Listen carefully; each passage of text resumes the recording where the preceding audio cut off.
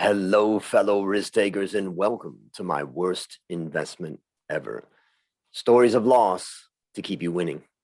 In our community, we know that to win in investing, you must take risk, but to win big, you've got to reduce it.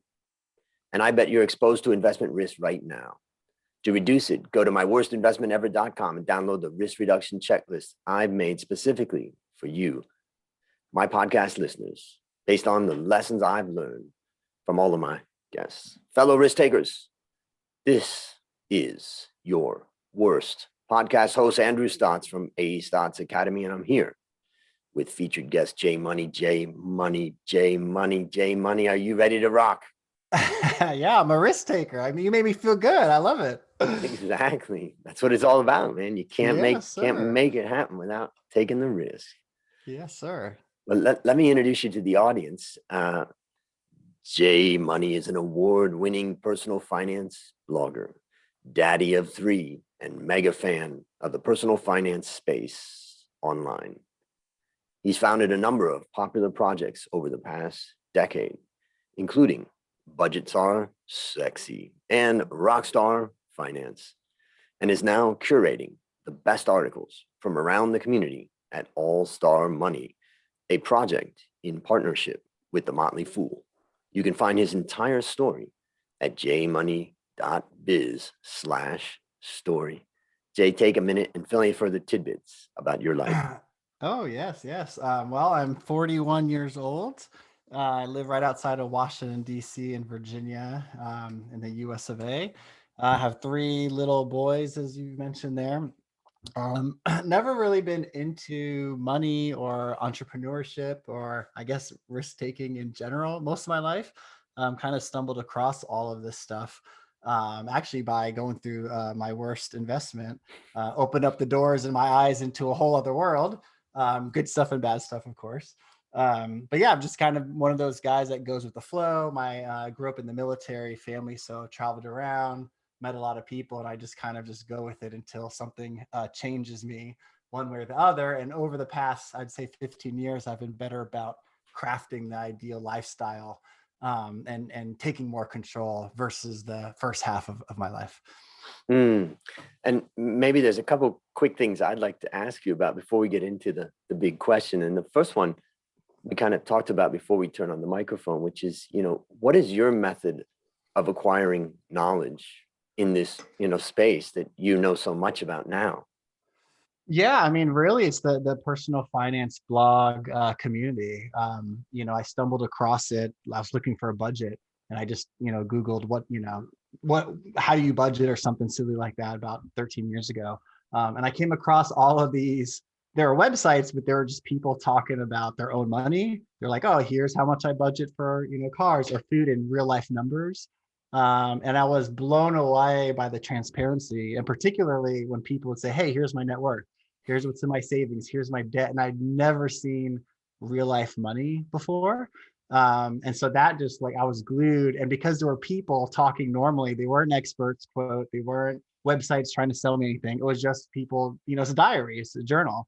And I just got hooked. And that actually, because of the people, made me want to pay attention more. And they kind of tricked me into learning and making my own money better, right? Because they were like storytelling and I was learning by accident.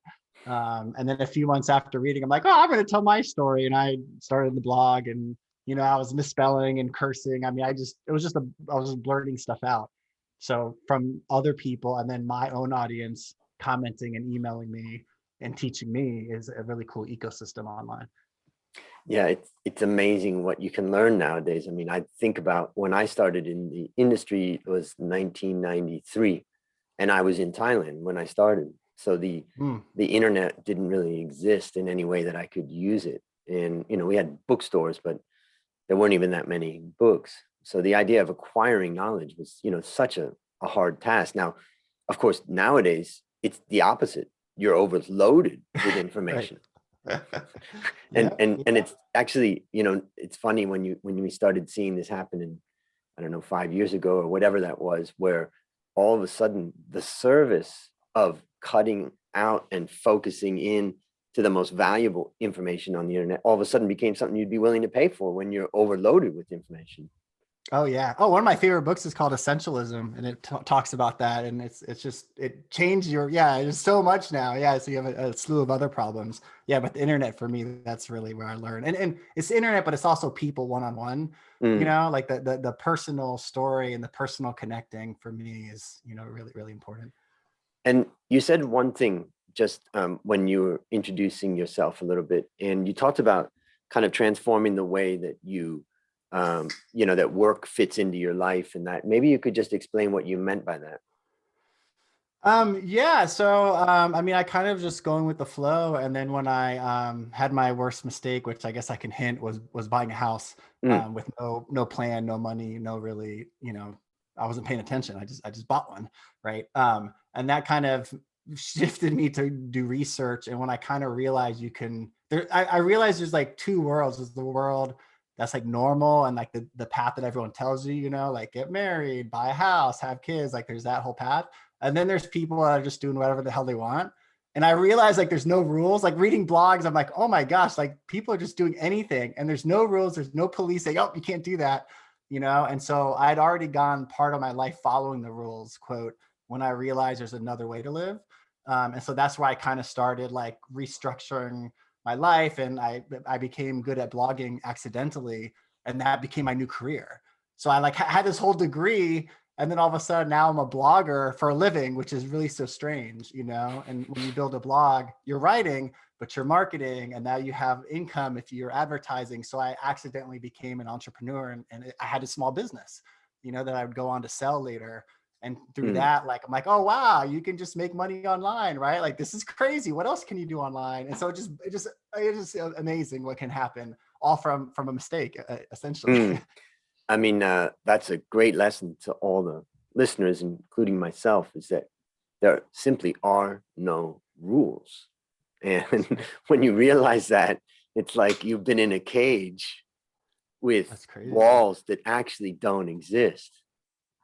Yeah. And what's hard is that all the people you surround yourself like in normal life, like they are following rules, right? Most people do follow rules. Yep. And so it's hard when you're trying to like not do something that everyone around you, like friends, family.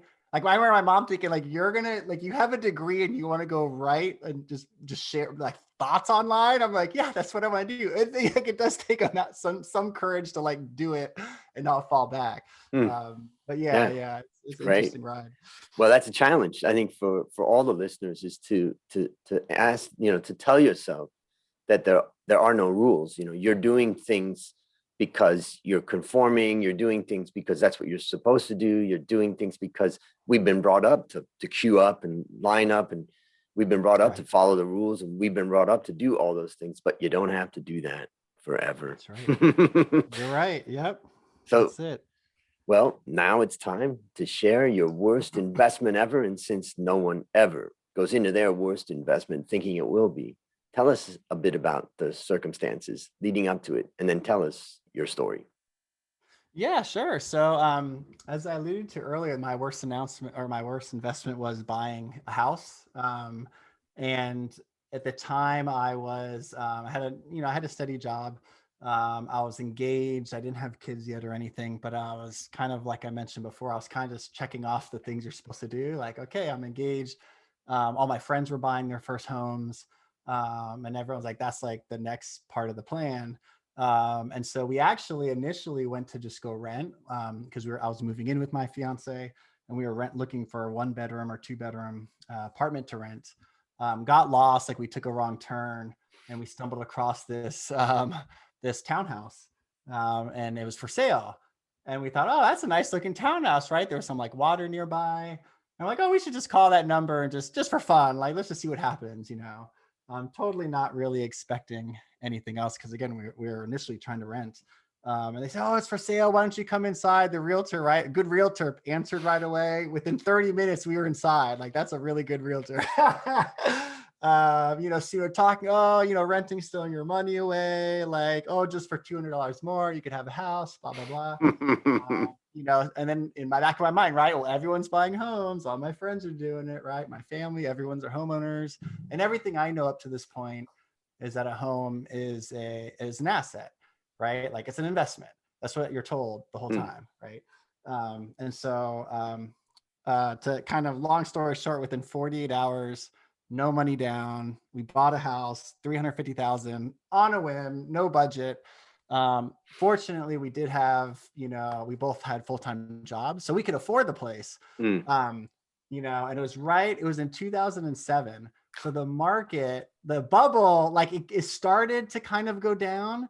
And we thought, oh, well, it's also a good time, right? It's going down a little bit. And then we bought, and then it just crashed, right? Like, as we all know what happened there. But really, like, it's not even the crashing. I guess there's two parts to why it's bad. Financially, it was horrible because it crashed and our house went from 350 to, let's say, 270 within months, right? That obviously, was not fun. But more than that was the emotional. Like, I didn't realize what comes with owning a house. Like, it's a responsibility, it's maintenance, it's all these things that as a renter, you don't know or care or think about. And when you're buying a home, all you're thinking of is an investment. Everyone's doing it. It's the right thing. You forget about that mental thing. And by the way, all these people say, oh, rent and mortgage, just look at that number. And that's like the difference. Like, they don't tell you maintenance costs and taxes. Like, there's so much more. They don't compare properly, and we're not good. Humans aren't good at doing it in our heads. So financially, it was a bad decision. But as I mentioned, I came from a military background, so I'm used to moving every 2 years. And while in my head, I thought it might be good to settle down, like, that's a whole huge change. You can't just buy a house every 2 years and sell, right? You'd be losing money left and right. So that is my worst investment. And kind of over the next 10 years, we lived in there probably for 6 or 7 years, I want to say. We never, like, we could always afford the house. So that part was fine. But it was just being tied and not enjoying it. And then kind of realizing, like, hey, maybe homeownership isn't for everyone. And is that okay? Right. And then I became a financial blogger. And so that's the big thing. How can you be a financial blogger, like, if you don't own a house? Right. And I'd start talking about renting and how much I miss renting. Eventually, we rent out the house, and I do go back to renting for 3 years and love it. Oh, gosh, I love renting so much. And then, then I became an accidental property owner or property manager, right? Now I'm dealing with I'm dealing with the stress of that. So there's a lot that, as you can imagine, and most, a lot of listeners are homeowners. So, what the deal is. But the And lesson what about the from home now?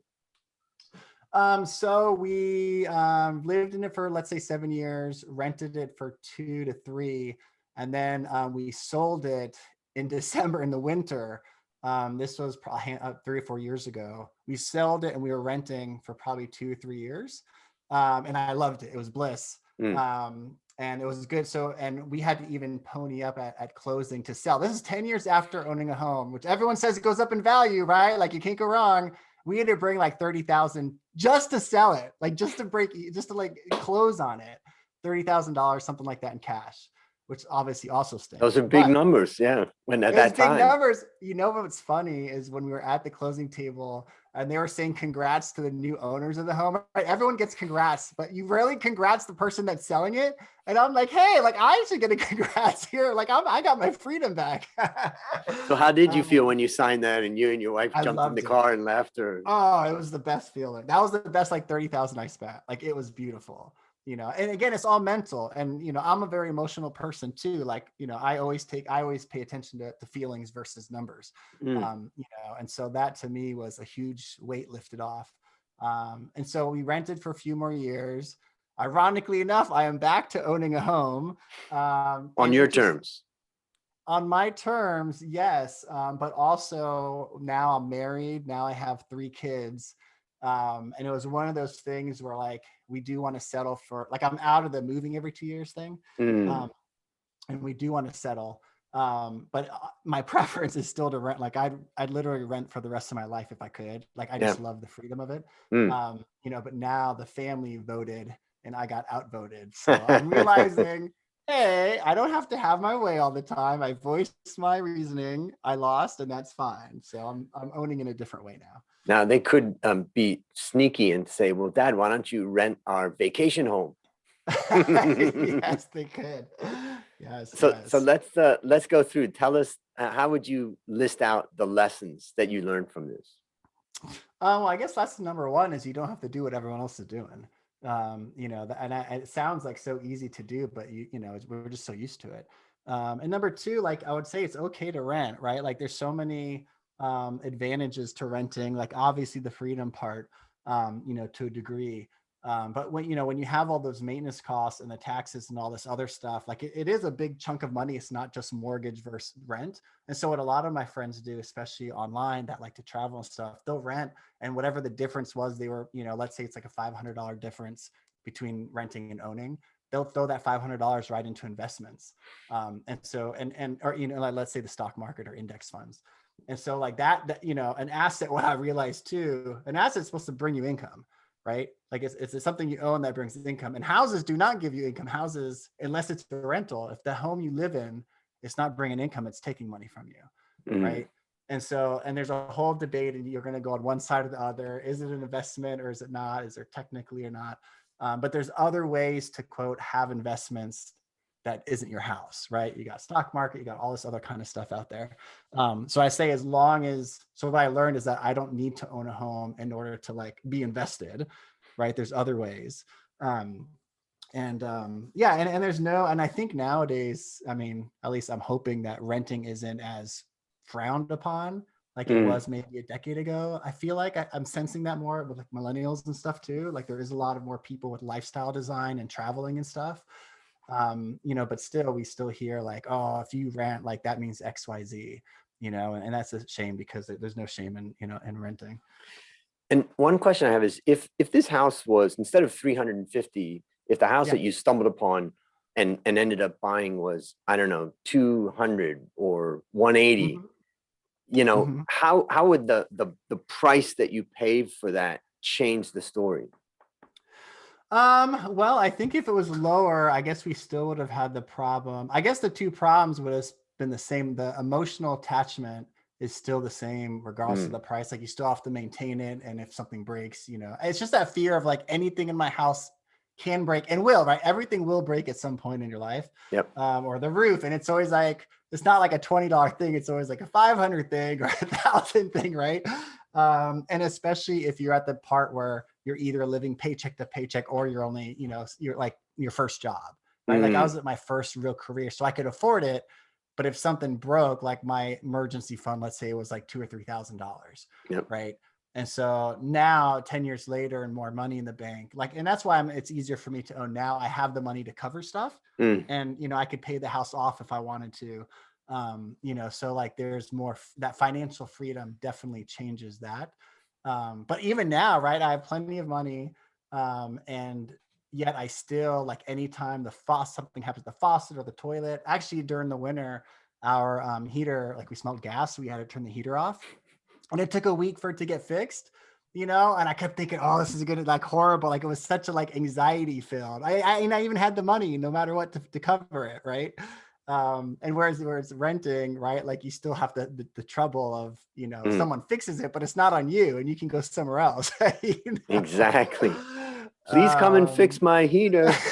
yeah, so I think it would have been less extreme had we not bought our first house at that level of Mm. 350,000. But still, the Um, point that you're making, I think, is valuable, is that most of the obligations are still there. mhm. Yep. Yes, it didn't change that I like to travel and that I felt tied down. Yep. Right Yep. now, if you don't feel those things and you're going to be in the same spot and you like security, oh God, then that's probably like a blessing. Mm. Yep. Yep. It's Yep. just this certain type of personality. It doesn't fit as much. So maybe I'll summarize a few things that I took away from this story. I think the first thing is, I want to, one of the courses I taught at university and online is about, how to give a great presentation. And you talked about something that I talk about in the course. And for those people who aren't driving your car right now, I want who are just relaxing and sitting in a chair, I want you to close your eyes and think about the words that I'm about to say and the connotations to those words, like emergency. Well, that's usually negative, and love. That's usually positive. And I do this exercise where I go through a series of positive and negative words, and then I ask my students, and I'll ask the listeners, how do you feel about the number 15. And usually I get a baffled look. And what I try to teach in that is that numbers convey no emotion. And that's really what you were saying, is that, you're about numbers. And, when I think about, you're a writer and you're expressing emotion, a lot of analysts in my world think that writing out, this company had 20% year on year earnings improvement, which brings a gross profit margin to 22.3. And I always told them, these are meaningless terms and that numbers evoke no emotion. So that's the first thing you really kind of reminded me when you were just, it's not related to your story, but it's the way you told your story. The second thing is that I didn't buy my first property until I was 40. And good for you. Wow. yeah. And, I just never felt qualified to invest. I felt like I had to learn more. And I've always been an analyst and advising others, but for my own money, I've just been super cautious about it, particularly in the beginning. Although I invested in a couple startups, one that survived, one that didn't, and both of them have cost me a lot. But the point is that I was walking down the street near my apartment here in Bangkok, and I saw a building being built, a condo near the park, and I just thought, this is nice. And so I decided, I had extra money. So I said, okay, I'll put money down and they'll build that. And eventually I'll have this space and I'll move in here. And once the building was built, I didn't really think it through. And the size of the apartment was half the size of my current, the place that I was living at the time. So I was living in a 300 square meter place, and this was 140 square meters. So I didn't even think about that. Of course, the unit wasn't built, so I didn't really have any feeling for the unit. So I just realized I'm never going to live in this thing. And then I said, okay, well, no problem. A lot like when people buy stocks and they crash and they go, well, I'm a long-term investor. But I said, well, I'll rent it out. And then I realized, holy crap, that's a lot of work. And then I just realized, okay, that's a business. Yeah. Renting out a unit ultimately is a business. And if you want to be good at it, and you want to make money from it, you probably need 3 or 5 or 10 or whatever that number is. And I asked myself, is that the business that I want to be in? And the answer was no. So I sold it. So, wow. So did you ever live in it? No. So you bought your first home you never lived in, and then you sold it. That's interesting. Wow. Yeah. And good for you for knowing yourself, though. You knew yourself well enough that you didn't even put yourself through the misery of trying to force it to work. Yeah. Yeah. And I've lived since that time, I've lived in the same apartment now for nearly 20 years. And wow. It's just so you're renting right now? I'm renting. All right. A 55-year-old, it's like the 40-year-old virgin, like a 55-year-old renter for my whole life. That's the best thing I've heard today. And there's nothing I regret about it, because the other part is that, you mentioned about index funds and you mentioned about investing. I mean, I'm an expert in investing. And the fact is that over the long term, I'm going to earn somewhere between, let's say, 5 and 10% when you consider my investment in stocks, plus a little bit of bonds, maybe a little bit of other asset classes. But when you average that out over time, and as you get older, of course, you're allocating to safer investments, so you're getting a lower return. You could say that my average return over my lifetime, also because I know how to keep costs down, it's probably going to be about 6%.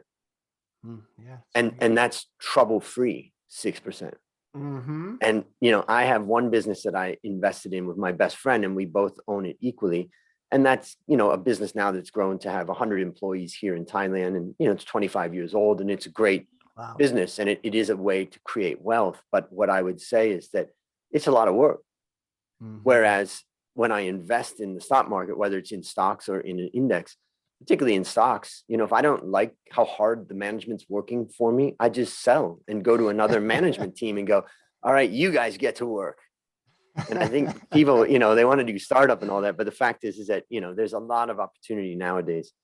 And then the last point that I want to talk about related to this is that I have 5 nieces, and I wrote my course and my book called How to Start Building Your Wealth Investing in the Stock Market for my 5 nieces. My sister passed away from cancer in 1998.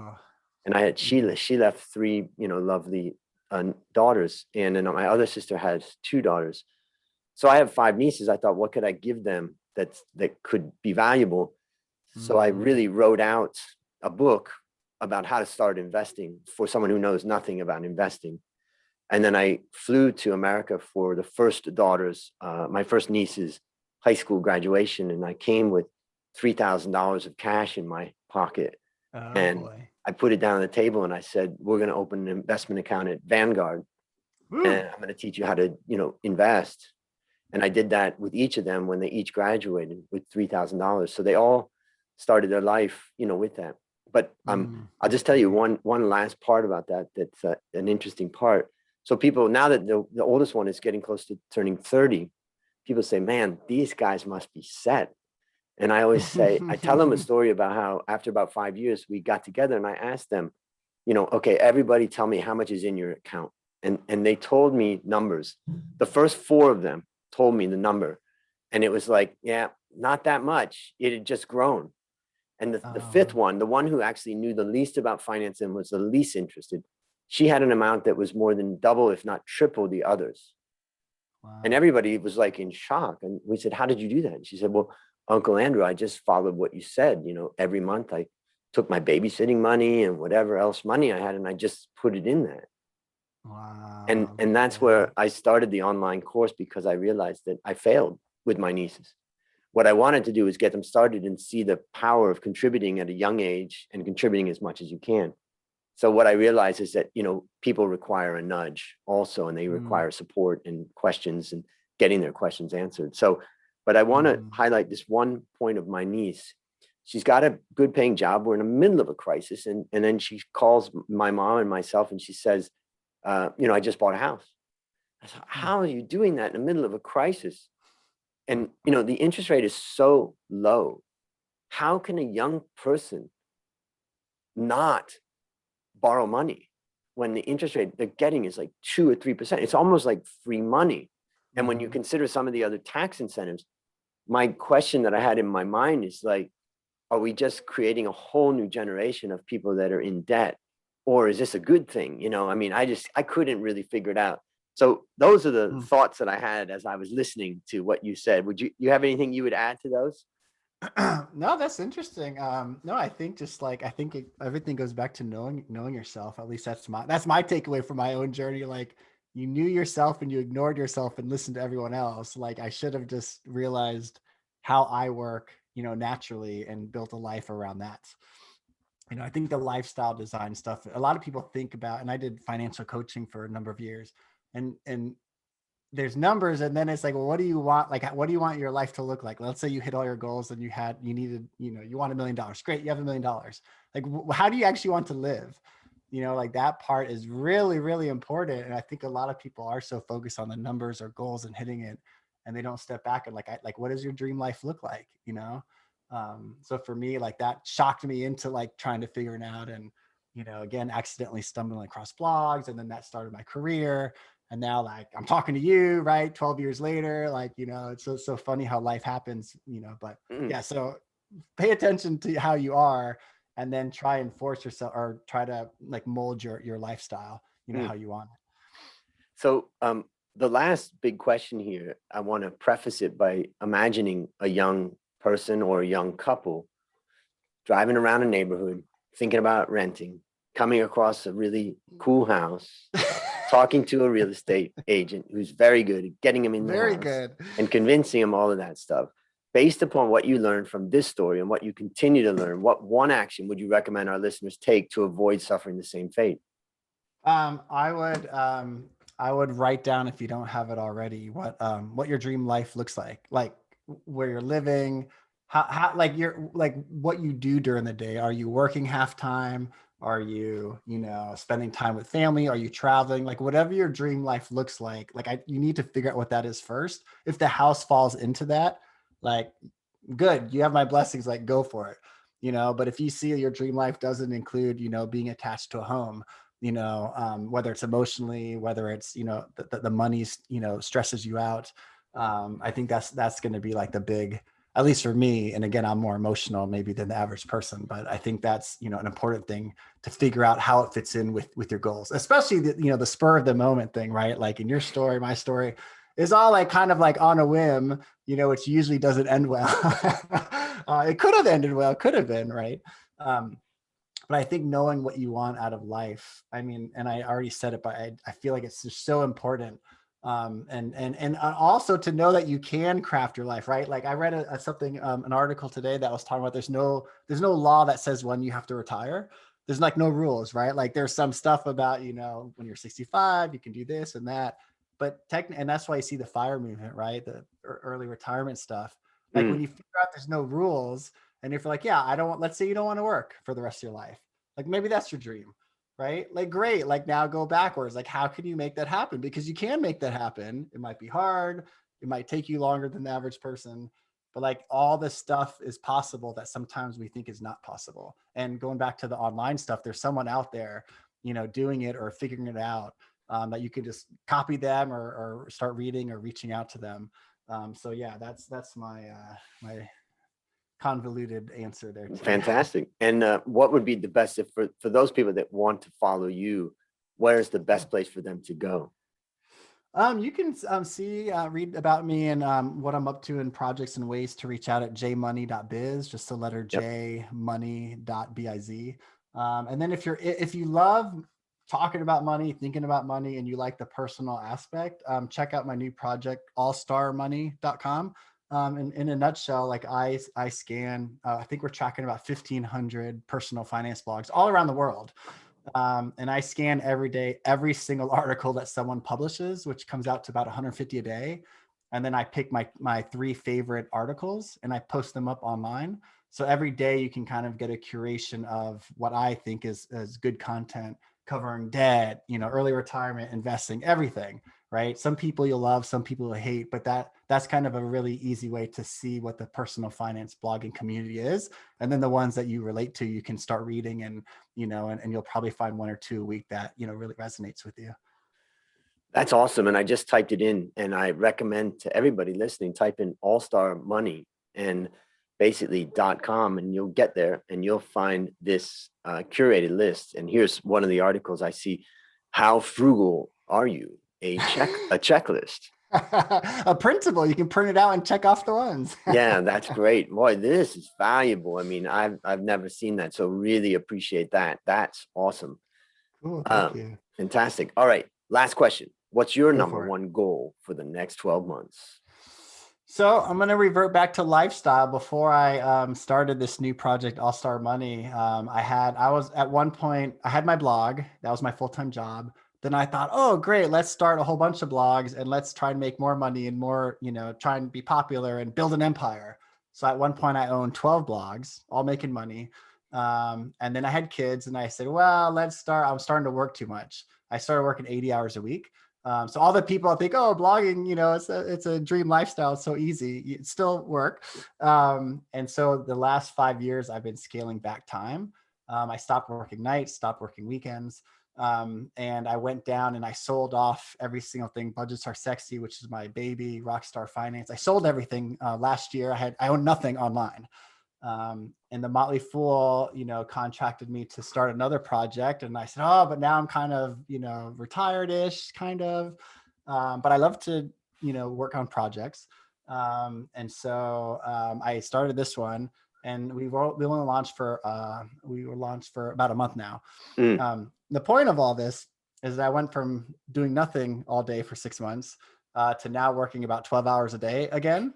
And I realized this is not my dream lifestyle. I love the project, but working 12 hours days. So my goal in the next 12 months is to go back. My perfect is wake up at 5, everyone's sleeping, do some work for 5, 6 hours at lunchtime, call it quits, and then have the second half of the day for me. So mm, that's now I have to go back to finagling how to do that with a project. fantastic. All right. Listeners, there you have it. Another story of loss to keep you winning. My number one goal for the next 12 months is to help you, my listener, to reduce risk in your life. That's the whole point of this podcast. So go to myworstinvestmentever.com right now and download the risk reduction checklist and see how you measure up. As we conclude, Mr. Money, I want to thank you again for coming on the show. And on behalf of A Stotts Academy, I hereby award you alumni status, for turning your worst investment ever into your best teaching moment. Do you have any parting words for the audience? I love it. No, just stay true to yourself and go check out personal finance blogs and see if anything resonates with you. Beautiful, beautiful. And that's a wrap on another great story to help us create, grow, and protect our wealth. Fellow risk takers, this is your worst podcast host, Andrew Stott, saying, I'll see you on the upside.